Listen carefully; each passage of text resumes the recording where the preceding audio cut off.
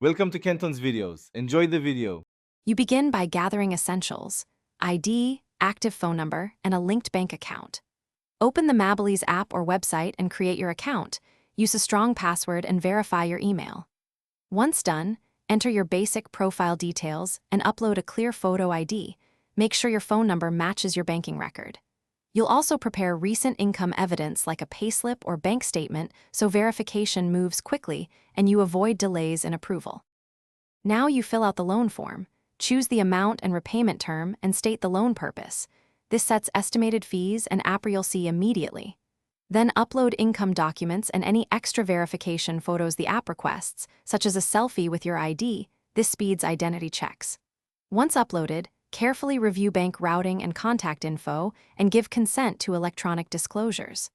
After submission, the platform runs automated checks. Keep your phone handy for verification codes and calls.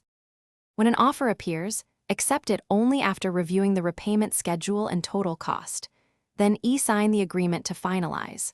Funds usually disperse to your linked account within the timeframe shown, sometimes within hours, sometimes 1 to 3 business days, so monitor your bank.